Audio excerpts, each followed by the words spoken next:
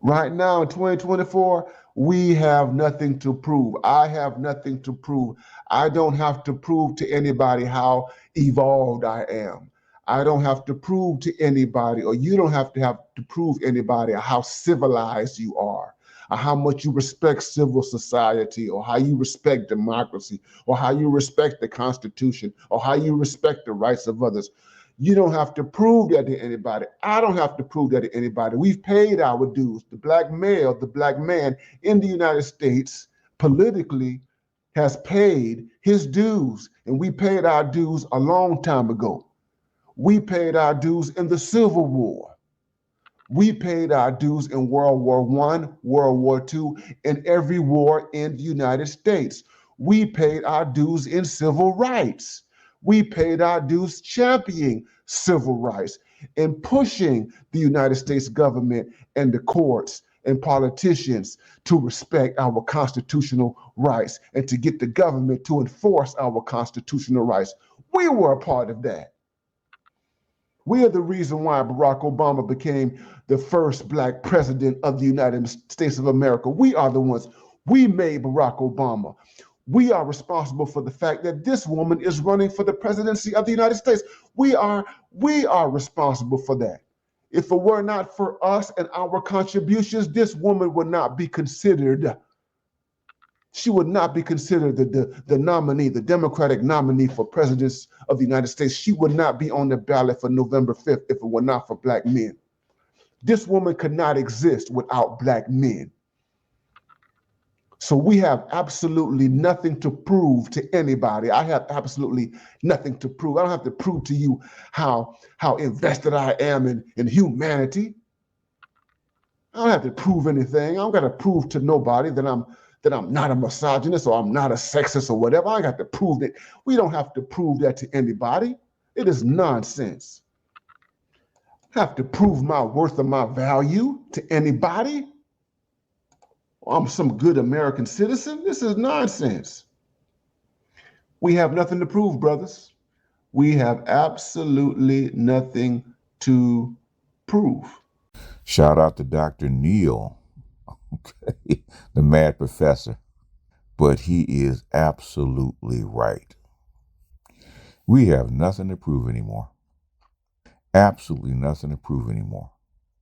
I am sick and tired of pro-blacks and feminists and Democrats and all the other kind of stuff, including Barack Obama, trying to get black men to sacrifice for black women all over again. Hence the title of this video. We ain't your black Jesus no more. We all know what that means. Jesus, if you believe the story, what he represents is sacrifice, body and spirit for the sins of others, right? To redeem people that had gone wayward and bring them back into their fold. And the thing is that Jesus was innocent. Jesus had nothing to prove. He didn't have a mark on his soul. He didn't have a stain. In fact, he was pure. So he wasn't sacrificing himself for something he had done. He was sacrificing himself for something others had done without any reward. And just as Jesus was called all kind of names and he was cast out and rejected, the stone that the builder refused became the cornerstone. We are continually the stone that black women in the black community refuses and throws away. You can see it with our boys, you can see it with our men, you can see it with our homeless population. No matter what we do, we're not good enough. We are the stone that the builder rejected. We are the stone that the gynocracy rejects. Yet they continually want us to come back and be the cornerstone of the community without any help, without any reward. Black women have been complaining about black men for centuries. It's not new. It is not new. Black women have always thought that we were less. It's not new. That's one thing that Dr. Curry's book, The Man Not, shows us about what we were thought about back then. We were poor, brutal, uneducated, uncouth creatures back then. Now we're just dusty and destitute and no good and not worth anything. Less than. I don't care what class of woman that she is, whether she's an educated PhD with a Ivy League degree or ghetto Keisha. From top to bottom, they always talk about how no good black men are, how worthless black men are. In fact, I think there was a survey, I got to go back and find it, that somebody sent me, that they did a survey of other groups of women.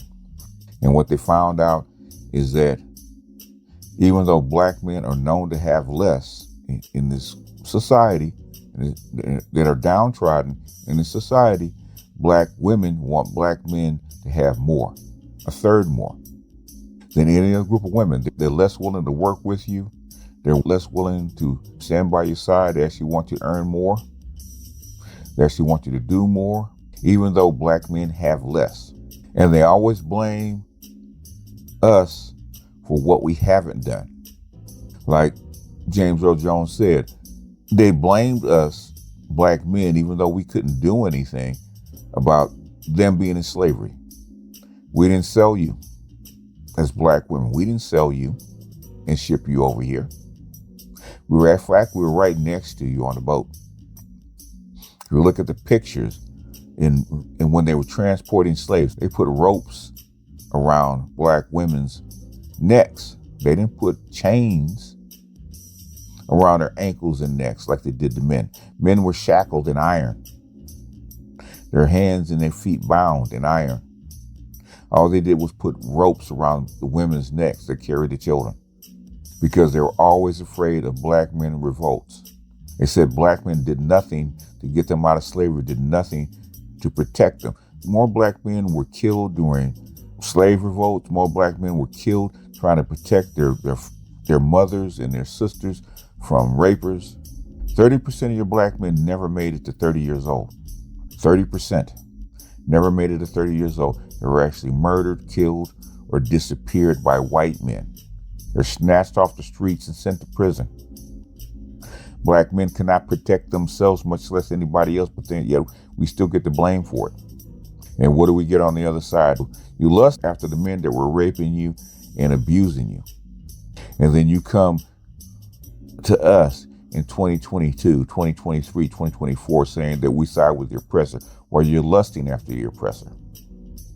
Make that make sense.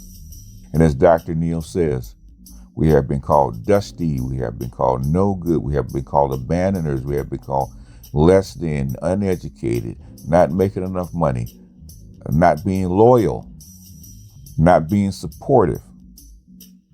That has been that way from the very beginning.